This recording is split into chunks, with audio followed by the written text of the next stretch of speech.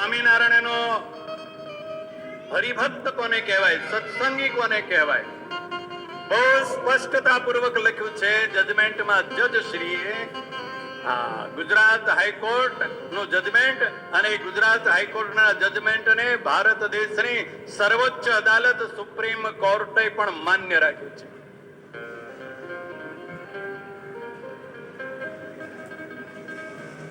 શિક્ષાપત્રી પ્રમાણે જેનું વર્તન હોય, શિક્ષાપત્રીમાં કહેલી આજ્ઞા પ્રમાણે ધર્મવંશી આચાર્યની આજ્ઞા જે ન માનતો હોય એ સ્વામિનારાયણનો સત્સંગી નથી, સ્વામિનારાયણનો સાધુ નથી, સ્વામિનારાયણ સંપ્રદાયનો આશ્રિત નથી. પછી બીજું નામ રાખી દો. લોકોએ આપ્યા છે ને નામ ઘણા બધા. સ્વામિનારાયણના નામનો ઉપયોગ કરે એનો કઈ વાંધો નથી, કરે, પણ આગળ બીજું નામ જોડી દે. પણ ભગવાન સહજાનંદ સ્વામી સ્વામિનારાયણ મહાપ્રભુએ સ્થાપેલા આ દિવ્ય ઉદ્ધવ સંપ્રદાય અને એ દિવ્ય ઉદ્ધવ સંપ્રદાયની જે પરંપરા અને એ દિવ્ય ઉદ્ધવ સંપ્રદાયનો જે સિદ્ધાંત છે એ સિદ્ધાંતને છોડી અને પોતાની મનમરજી પ્રમાણે જેને જગતની સેવા કરવી હોય કરે. લોકો એમ કે અમે તો જગતની સેવા કરીએ છીએ ને ક્યાં અમારું આમાં કંઈ છે? રોગીઓની સેવા કરીએ છીએ ને વિદ્યાર્થીઓની સેવા કરીએ છીએ, એટલે એ તો દુનિયા આખી કરે છે.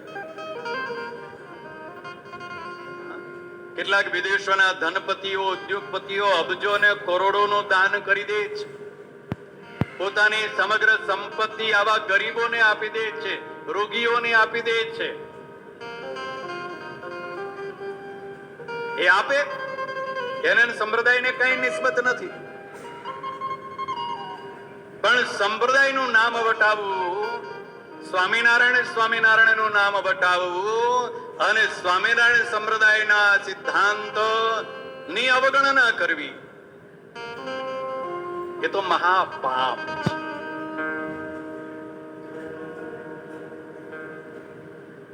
સ્વામિનારાયણ ભગવાને વચનાવર્તમાં પેલા સેવક રામની વાત કરી ને,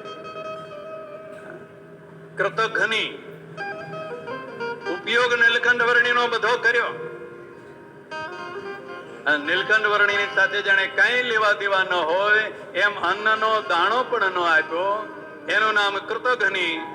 એમ સ્વામિનારાયણનું નામ વટાવવું અને સ્વામિનારાયણના સિદ્ધાંતનો લેશ માત્ર પણ પાલન ન કરવું